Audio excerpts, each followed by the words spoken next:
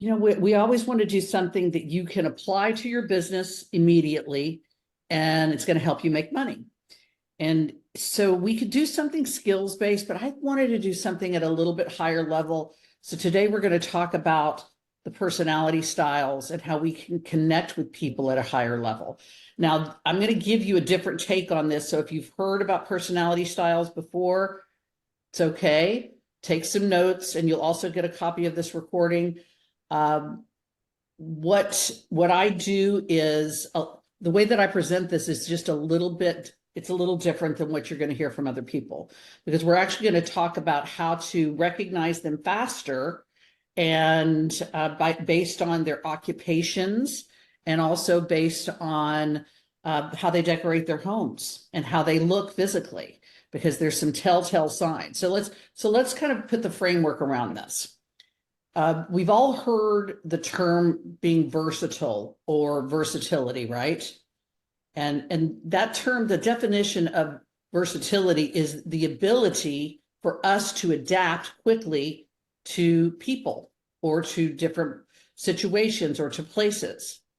So in sales, top salespeople, the people at the top of their game, they actually do more business than most people because they have that ability to connect. So in other words, they're more versatile. So think about this example, and this has probably happened to all of us before, where we go out on a listing appointment, and let's say it's great house, they're highly motivated. You go in, you have done the pre-qual, you're ready, you are engaged, you make your presentation, you arrive at the price, you try to close, but they want to think about it. We've all had that happen, right? And you leave, but you feel really good about it. And secretly you tell yourself, I did great. I've got this. They loved me. Who's had that situation where you were hitting it, right? And then you look in MLS the next day or the day after, and they've listed with someone else. Ouch. Who's had that happen before? Everybody should raise their hand. That's happened to all of us. So why? Why is it that you feel so great about it, but yet they listed with someone else? Well, what happened is they either didn't think or feel that you were the person that they wanted to do business with. Now, we'll tell ourselves all kinds of things. We'll say, oh, they must have done it for a cheaper price, or a higher price or a cheaper commission. So we kind of justify it in our own mind why they didn't list with us. But in the end, as a salesperson, you didn't connect with them and make them feel like you were that person. In other words, again, you lacked versatility. Because in sales, it's not about us feeling like we got it and we did great, right? It's about making the other person feel that. So great salespeople many times have to take on a degree of discomfort so that we can make the other person feel comfortable. And I'll use an example from years ago. I had a buyer that I was working with. It was a high-end buyer, and he was quadruple analytical. And this is before I started really studying this material. And it was one of these, I'm a driver, and we're going to go into this in a minute. So I'm a driver, I'm a doer, I move fast, etc. This guy's analytical, and he had certain specifications about the garage.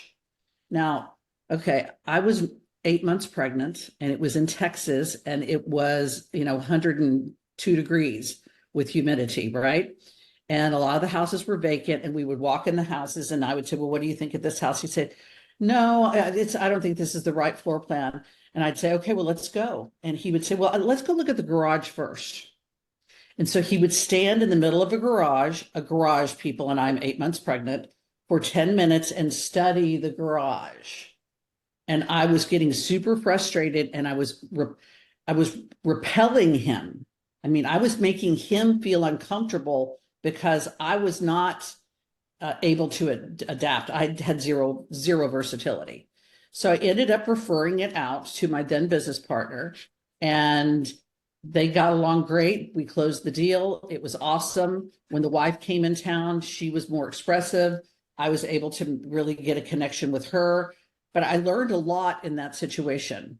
I learned that if I stay in my own style, then I'm going to repel 75% of the people that are out there. So if I want to sell more real estate, whether I'm listing or working with a buyer, all of us as salespeople, we have to learn to adapt to the people that we're meeting with. So there's 4 personality styles. And so grab a sheet of paper and let's draw a line down the center and one across the middle and turn it into 4 boxes. And in the top left-hand corner, that box, let's write the word driver. Top right hand, write the word expressive. Bottom left, put amiable. And bottom right, put analytical. All of us are dominant in one of those 4 styles. So I'm going to give you some key words. We're going to go through all 4 of the styles today, and I'm going to teach you how to recognize the different styles very, very quickly.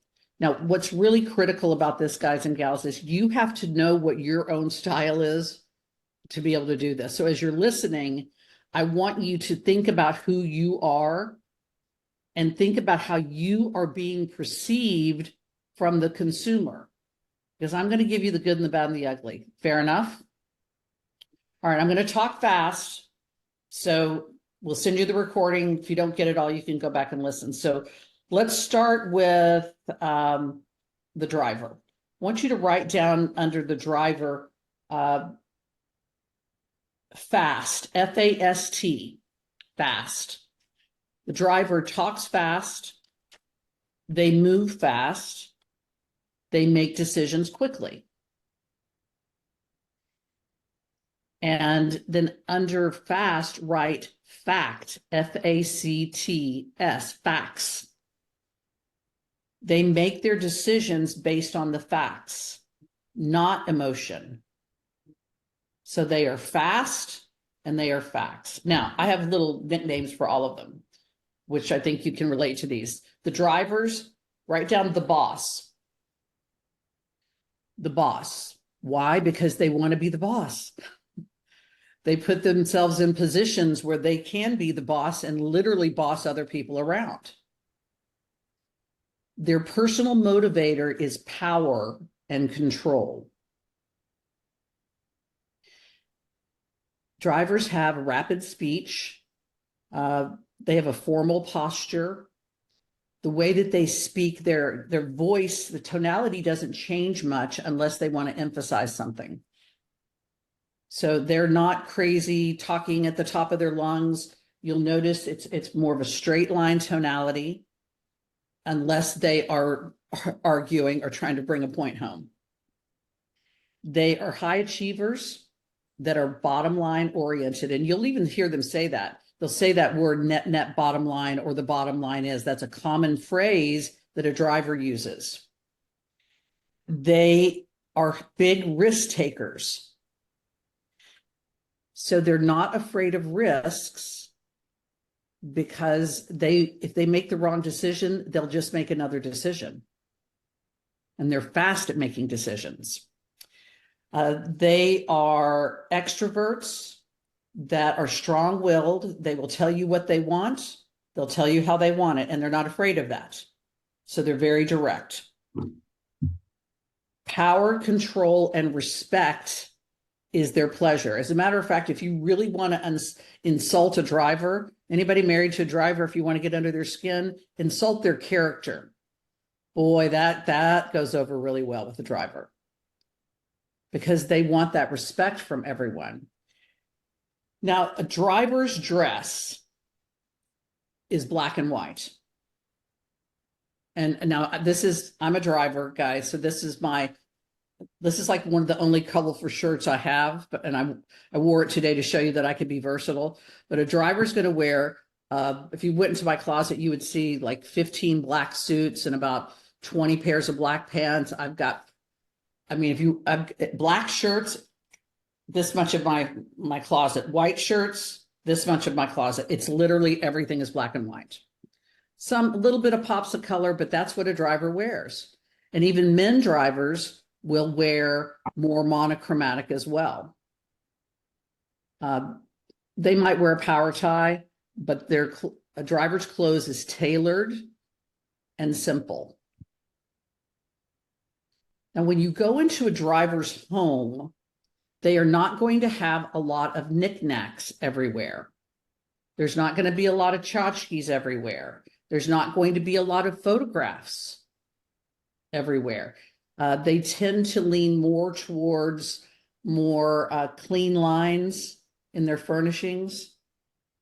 And again, monochromatic colors. You're not going to see a red wall generally, or all the walls painted yellow in a driver's house. It's going to be very, very monochromatic all the way through. So you can literally walk in and start to get a sense of who that person is. It will be well organized and there won't be a lot of crap laying around. Now, the best way, well, let me say this. The weakness of the driver is this. So if you guys are a driver, you are seen as being forceful, rude, overbearing, rushed, impatient, insensitive, stubborn. That's how people see drivers. Unapproachable, cold, harsh. So if you're talking to someone and they seem rude and harsh, many times they are going to be a driver, but they just don't, this is just how they're built. They lack that ability to recognize how direct they actually are. They're attracted to occupations like sales or management, executives. A lot of entrepreneurs are drivers because remember, they're big risk takers. Consultants, coaches, a lot of coaches are drivers. Many lawyers are also drivers. Politicians, a lot of them are drivers. You won't see a driver generally doing code because it's too much detail. They like to move too quickly. So they're not going to be sitting on a computer writing code. They are doers. They get things done. So when you are communicating with a driver, you want to get to the point quickly. You want to stay away from charts, stay away from PowerPoints, talk about the results, give them the information, talk about facts, and let them make a decision. So write this down under driver. If you've presented to a driver and they don't sign the contract, you screwed up. Because they are not there to interview you. They are there to do business. So if you didn't get the listing, it's something you missed the boat, because they don't want to meet with 5 people. They want you to come in and show them what you're going to do because they're ready to do business. Does that make sense? All right. Now let's move over to the expressive. And I want you to write down under expressive, fast, F-A-S-T. They are fast, just like the driver. They make decisions quickly. They walk fast. They talk fast. They move fast. But under that, write the word emotion. They are not fact-based. They are emotion-based. So all of their decisions are based on how they feel in that moment. My crazy nickname for them is the cheerleader, because they probably were a cheerleader or something like that in school, or they played that role in life, or they wanted to be a cheerleader. Their personal motivator is recognition. They want to be recognized. They want to be seen. So expressives speak loud. They're full of energy. They're engaging. They're gregarious. They're fun. They use a lot of facial expressions, hand gestures. They're spontaneous. They're very, very social. Very social. They want to be at the center of everything. So they literally dress to be recognized. So you can expect an expressive to dress, I would say, more fashion forward many times. Because they want to look good, right? They're going to have brighter colors on, more accessories, more jewelry, scarves. Even the guys, the guys are going to have the pointy haircuts and stuff. You know what I'm talking about? The pyramid haircut with all the gel. They're dressing because they want you to go, wow, look at his hair, right? Their suits are going to be spot on for the men. So when you see someone that's clearly looks great and is dressed for you to recognize them, there's a very, very good chance that that is an expressive. Now, when you go in their home, expressives expect a lot of clutter in the house because they like the tchotchke stuff. There will be lots of pictures, but if you look, they are in every picture. Right? They like to see themselves. That's very, very important to them. Their kitchen will have stuff all over the place. They'll know where it is, but it will be a lot of stuff sitting around, a little bit disorganized, if you will. If they have plants, the plants will probably be dead or dying because they forgot to water them. Because they get so excited about what they're doing, it's really difficult for them to stay focused on one task because they're going where the action is all the time. So if you walk into a home and it's a lot of bright colors and you can see that there's a lot of tchotchkes everywhere, you see a lot of photos and they're talking loud, more than likely that is an expressive. Now, the challenge with communicating with an expressive is it's hard to keep them on track, because they will start to talk to you about listing your home, or they want to get their home listed. And the next thing you know, they're talking about their vacation in Cabo the previous year. I mean, so you have to bring them, to keep them on track, and you have to match their energy, because if your energy is very low and their energy is very high, it's going to push them away from you. Now, their weakness is they seem irrational at times, compulsive at times, high on emotion, both good emotion and low emotion, like where I'm super excited or I'm super depressed. They are habitually late. Expressives think that time is just a suggestion. And so it can be frustrating dealing with an expressive because they're almost never on time. The other weakness is that their need to have attention. Because if you, as the salesperson, if you're not giving them that attention, that repels them. So you have to be prepared for that. Occupations that they're attracted to are going to be things that are creative.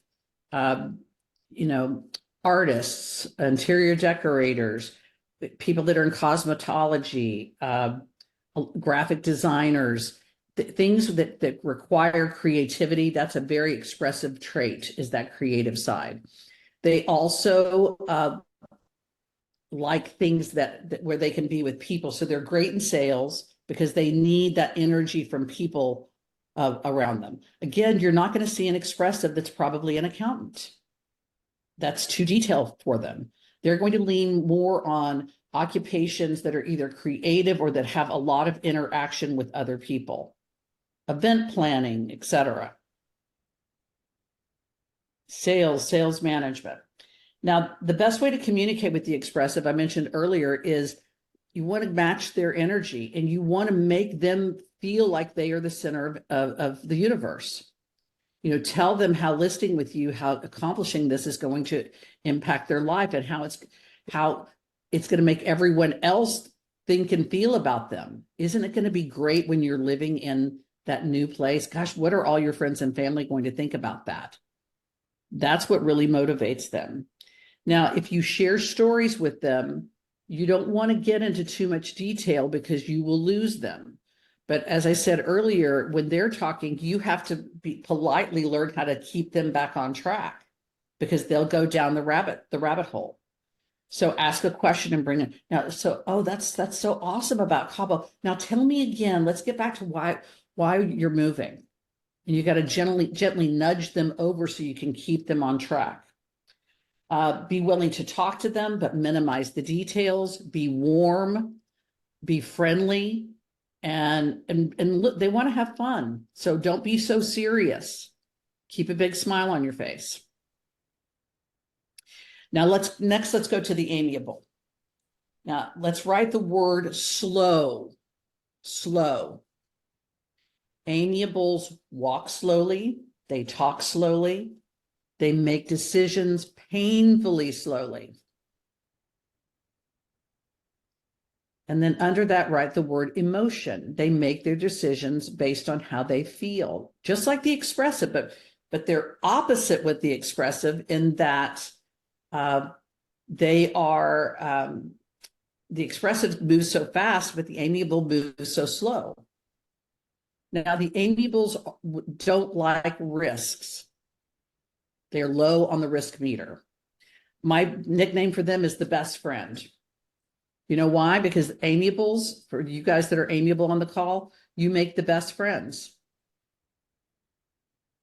Your personal motivator is the approval of others. Now, amiables are warm, they're friendly, consistent, loyal, agreeable, diplomatic, they're patient, their family and their friends, that's what they value the most. They're dependable and they're so easy to get along with. That's why they make the best friends. You can count on them. The amiable's that person that when you have a dinner party, they're always going to come early. They'll always bring something. And you look over, they've cleaned your kitchen. Anybody have a friend like that? They are going to clean your kitchen. And you're like, oh my gosh, that's why you're my best friend. Because you're always taking care of me. They avoid confrontation and they are not direct. They are slow decision makers. They avoid change. They work best in a stable environment. And they also have a stabilizing effect on other people. They make great salespeople because people trust them. Now, physically, they're going to be in warmer tones and they don't dress to be noticed. So think conservative. A sweater set for a lady. If she's wearing a skirt, it's not going to be too short. It's going to be appropriate. An amiable would never dress where anyone would question how appropriate the length of their skirt is. For the men, they're also going to be in warmer colors and they'll look good, but they're not, they won't have crazy haircuts or generally wear crazy socks or anything like that. They're going to look more on the casual side. When you go into an amiable's home, it will feel like a home when you walk in. You guys ever walked in a house and you're like, oh my gosh, this feels so good. They have plants and pictures of their family everywhere. And the furnishing is comfortable and usually more on the traditional side because it's comfortable and cozy. That's because an amiable did that. Now, I live in the South. And so here, if I ever walk in a kitchen and I see roosters or cows in the kitchen, and Mary this from the South too, and this is a very Southern thing. If you see roosters or cows in the kitchen, that is an amiable woman because that's how they think. Now, as a driver, do you think I would ever have a rooster or a cow in my kitchen? No, but an amiable would. So when you're with them or in their home, you're going to feel the warmth. You're going to actually sense how warm they are, even with the men. There's just a a softness of it makes you, it's familiar. It's like, it feels like home when you're with them. Now, the challenge when you're dealing with them is they tend to conform to the wishes of others and not speak their mind. So they can be passive aggressive because they'll agree to do something that they didn't want to do in the first place. And rather than confront it, because they remember they want everybody to be happy, they won't speak up for themselves. So the amiable, you'll say, well, where do you want to go eat? And they'll say, I don't care. And you say, great, let's go eat sushi. Well, they secretly hate sushi, but they're not going to tell you, but all of a sudden you can feel the tension. You go, what's wrong? Nothing. Well, don't you want to eat sushi? No, it's fine. You guys ever run across anyone like, no, that's fine. That passive aggressive, that's generally an amiable that doesn't want to tell you straight out, hey, I hate sushi. Where that driver or the expressive is going to say, no, God, I hate sushi. Let's do something else. The amiable won't speak up for themselves. They are huge procrastinators. They're not assertive. They can be indecisive. And it's slow to make a decision. It's slow to make a decision because they like the status quo. And before any decision is made, they want to make sure they're not going to upset anyone. Now, the occupations that they're drawn to are occupations that are generally of service. Think healthcare, nursing, a therapist, social workers, people in human resources, teachers, counselors. Now, here's a couple more that most people don't think about. People that are in civil service, that work for the government, a lot of them are amiable because they will take the job because they want that stability, because they want that check on the 1st and the 15th, and they want the benefits. So they want something that's very stable. Also, people that are in long-term employment or people that have lived in their homes for decades. So you say, oh gosh, you've worked at the state for 20 years, you must love it. No, not really. It's a job though. See, they'll stay in a situation that they don't like because they don't want to upset anyone. They're too afraid to take the risk. How long have you lived in your house? Oh, we've been here for 26 years.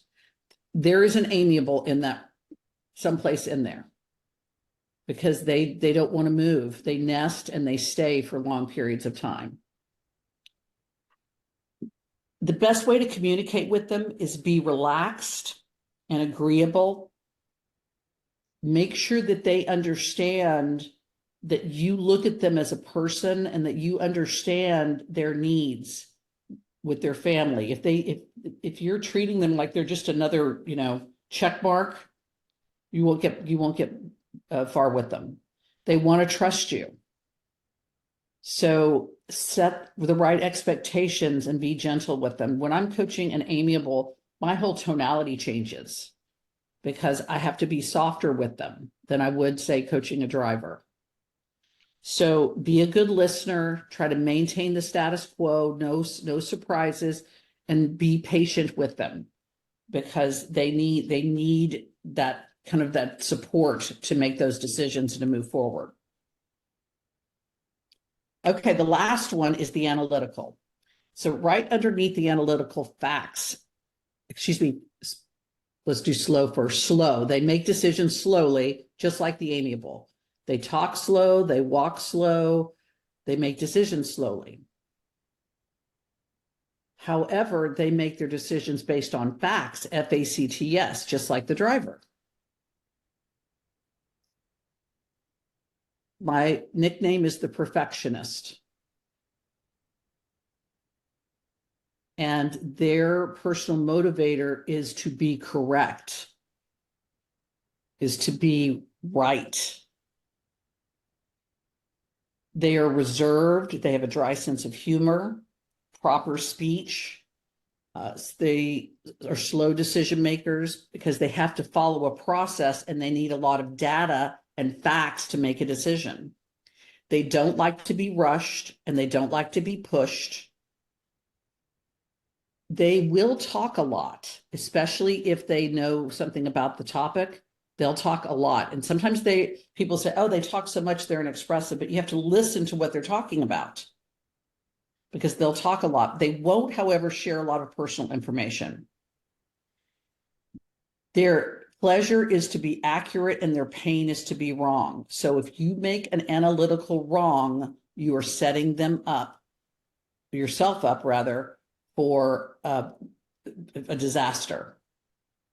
So you have to let them come to their own conclusions without making them wrong.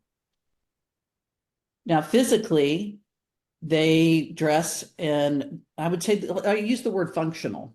You're going to see a lot of khaki, gray, white shirts, tan shirts for the men. The women, they'll look nice, but again, they're not dressing to be noticed. They're going to be dressed in a more appropriate functional way. I grew up in Dallas Fort Worth, and in the 70s, there was a lot of aerospace, a lot of engineers in Dallas Fort Worth because we have a lot of aerospace there, and we would see these men with the pocket protectors. And anybody remember that? I'm probably dating myself, but the pocket protectors were there so that their shirts did not get the ink on them from ballpoint pens. So that's functional. They dress for function. You see a man walking around with a tape measure on his belt, more than likely that's somebody that's analytical, or a knife or keys. They're dressing for function. So when you go into the analytical's home, it will seem sparse. They won't have a lot of pictures on the wall. Their colors will be very muted, just like the way that they dress. If you go into their office and there's nothing on the wall but one certificate. If you guys ever seen that, you go and you go, oh, so you went to the University of Texas. Interesting. And there's not another picture in the house. That's an analytical. Does anybody other than me do you guys open up people's refrigerators when you go to list a home? I always do, because you can tell a lot about someone with their refrigerator, right? So analytical, everything is going to be like lined up. Their spices will be alphabetized. So pretty quickly you walk in and there's no tchotchkes, everything's tan, and it's not fashionable. It seems stark. That's probably an analytical. Now, when you are communicating with them, you have to give them time to make their decisions. So you have to give them a lot of data so that they can come to their own conclusion. Their need to be right is so strong that if you make them wrong, you will lose them as a customer. So don't talk at them, ask questions and give them data. They can seem not unfriendly and skeptical. If you think of how an engineer builds a bridge, the engineer, when they do the math, they don't do the math for the bridge to work, right? They do the math to prove that it won't fail. That's how an analytical thinks. So they've got that glass half empty mentality. So it may come across as skeptical or negative, but it's not. It's just the way that their brains function. They're constantly trying to think of what the other side of it could be. And I mentioned before, they don't want to share a lot of personal information. So sometimes it can be difficult conversing with them. The best way to communicate with them is to be thorough, deliberate, stay on the task, on the facts, not on the feelings. Don't get too personal with them. Ask them questions about how they came to their conclusion, give them time to evaluate, and give them lots of evidence. Another tip with them, if I'm closing an analytical and we're going to the title company, I will give them a heads up and get the papers to them ahead of time, so that because they'll have that urge to want to read everything. Make sure they've got the information. Okay, so I want you guys to think about what this all means. So everybody write down what you think you are. And I'm going to use myself as an example because I'm a driver. And so if you look at how I relate to the others, so what I share in common with the expressive is we're both fast, right? We both move fast. So we can get along on that, but the expressive is going to be much more emotional than I am. So I have to adjust when I'm dealing with an expressive. I have to be more emotional and actually smile more than I'm used to. I've got to be a lot more friendly than I'm used to, more gregarious, because remember, I'm unapproachable. I'm too serious. I'm too direct. I really having fun is not that important to me because I'm a driver. So I have to change the way that I am so that that driver feels that connection. Okay, now let's say I'm dealing with the amiable. I have nothing in common with the amiable. They're all emotion and they're all slow. And here I am over here, I'm all facts and fast, right? So the amiable will look at me. I have a sister that's amiable and she thinks I'm the coldest, cold-hearted person she's ever met. Now, a lot of you know me. I'm really not, but that's what she goes, oh my gosh, you'd say that to someone? Yes, that's my job. I say things like that all the time. She can't believe the way I speak to people. So when I'm working with someone that's amiable, I have to be gentler. I have to change my tonality. I have to slow down because if I stay at my same pace, you know what that amiable is going to think about me? She's not trustworthy. I don't trust her. She's too fast. She's not listening to me. So I have to modify the way that I am so that my client can feel comfortable. Okay, let's look at the analytical. The analytical and the driver share the fact-based, right? We both like the data. I love a good spreadsheet, right? So I enjoy the data just like an analytical does. But see, I want to move fast. I'm moving like this, and the analytical is moving very, very slow. So I have to adjust my pace, and I have to see. Here's this thing about drivers. We think we're right all the time. I don't know if you guys knew that, but we actually don't think it. We know we're right all the time. So when we're dealing with an analytical, we have to make them feel like they're right. Now that is tough, right? When you think you're right, but then you have to make them think they're right. But to get them to connect with me, I have to change the way that I am communicating. Is this resonating with you guys? So here's how you utilize this. First, you go back and you recognize, okay, here's me. This is how I'm being perceived. These are my natural tendencies.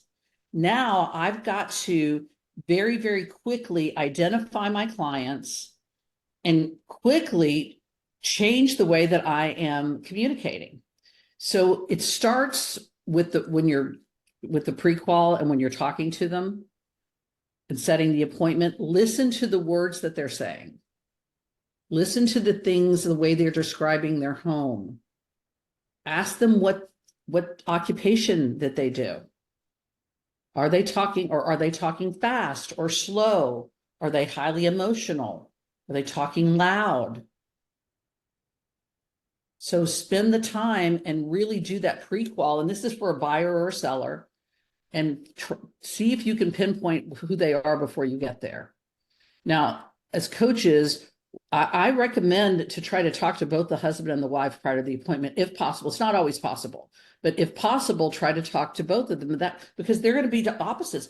Actually, whatever you are, I'll bet you the majority of you on this call, whoever you are, that opposite, that's probably your spouse or your partner, right? So if you're an expressive, you're probably with an analytical or analytical expressive, and amiables and drivers, same thing, because we have nothing in common and opposites attract, right? So many times you're going to find with your clients, it's the same thing. You'll have the expressive wife over here and the analytical husband.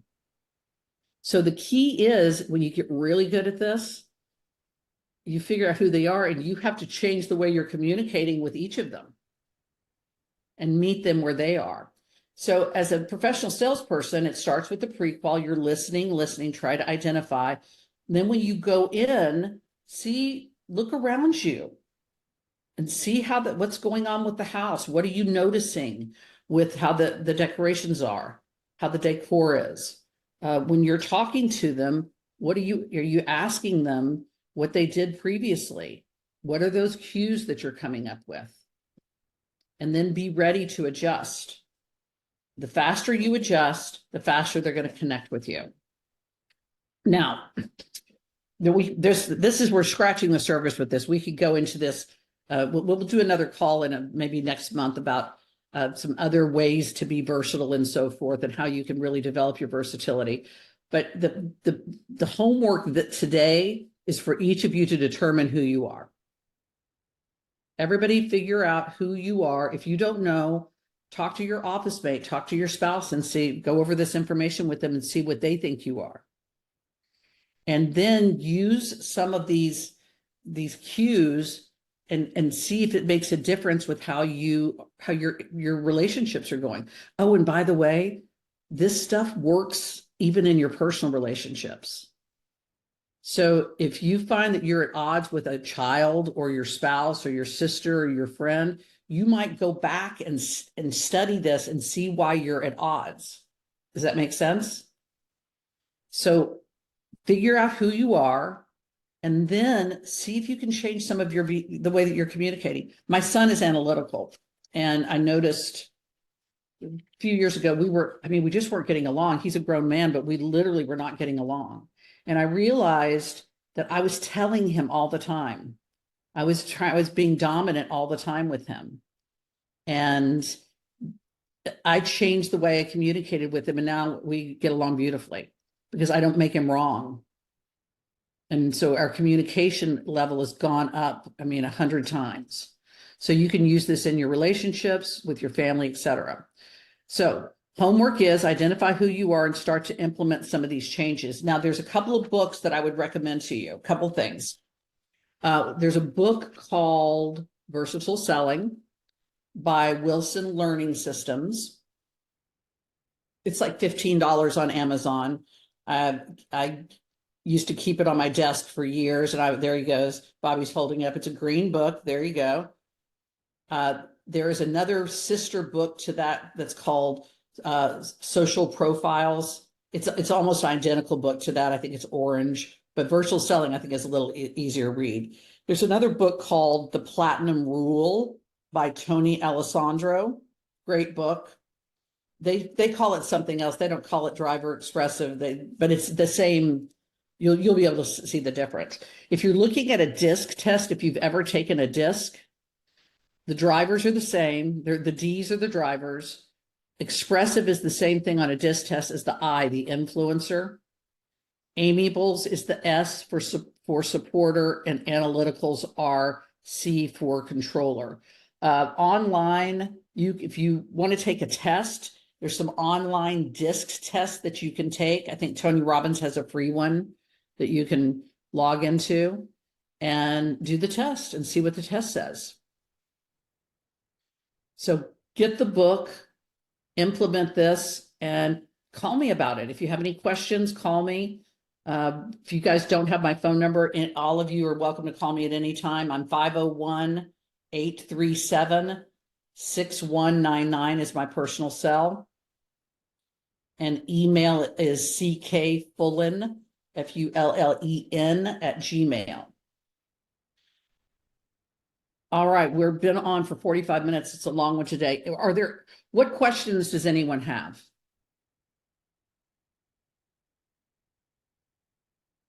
The other book is The Platinum Rule by Tony Alessandro.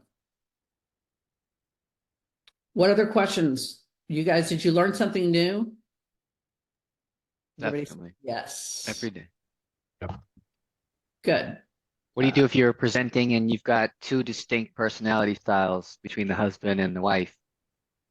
He's a driver, she's a analytical. Okay, so the first thing is who do you think is going to be more dominant in that relationship? Mm-hmm. The driver is going to be more dominant. Mhm. And so you need to go faster for him, but make sure she's got enough data, right? Mhm. What was the acronym letter for the D for driver? Mhm. So you find out who's going to be the dominant and you focus on that, but you still have to meet the needs of the analytical, which means you're going to need to give a lot of information, give her a little bit more time, see what questions that person has, and then you adjust accordingly.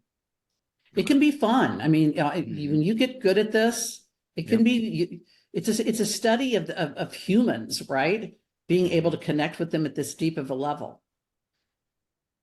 Someone says it is a possibility to have two personality styles. Yes. So let's talk about that really quick. So naturally, we're all one style, but under pressure, we can exhibit another style. So I have a lot of driver women that are drivers naturally, but under pressure become amiable. That's really common. So if you notice that you act differently in certain situations,